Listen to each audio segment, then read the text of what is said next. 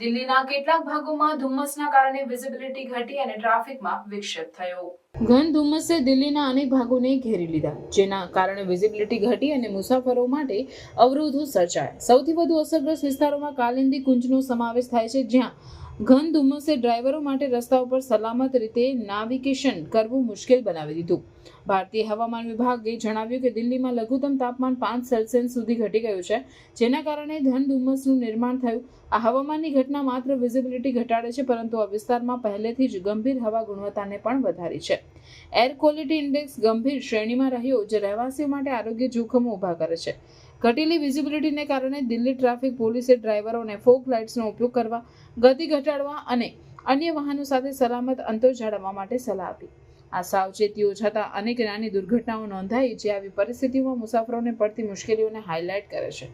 આગામી કેટલાક દિવસો સુધી ધુમ્મસ ચાલુ રહેવાની શક્યતા છે. IMDએ રહેવાસીઓને જરૂરી સાવચેતીઓ લેવા અને હવામાન પૂર્વાનુમાન વિશે અપડેટ રહેવા સલાહ આપી છે. ઠંડા તાપમાન, ઘન ધુમ્મસ અને નબળી હવા ગુણવત્તાના સંયોજનને ધ્યાનમાં રાખીને દિલ્હીના રહેવાસીઓમાં વધારાની જાગૃતિ અને સાવચેતીની જરૂર છે. દિલ્હીમાં ઘન ધુમ્મસે મુસાફરો માટે મહત્વપૂર્ણ પડકારો ઊભા કર્યા છે. વિઝિબિલિટી ઘટવાથી ટ્રાફિકમાં વિક્ષેપ અને નાની મોટી દુર્ઘટનાઓ સર્જાય છે. રહેવાસીઓને સલામતી માર્ગદર્શિકાઓનું પાલન કરવા અને પરિસ્થિતિઓને સલામત રીતે નેવિગેટ કરવા માટે હવામાન અપડેટ વિશે માહિતગાર રહેવાની સલાહ આપવામાં આવે છે.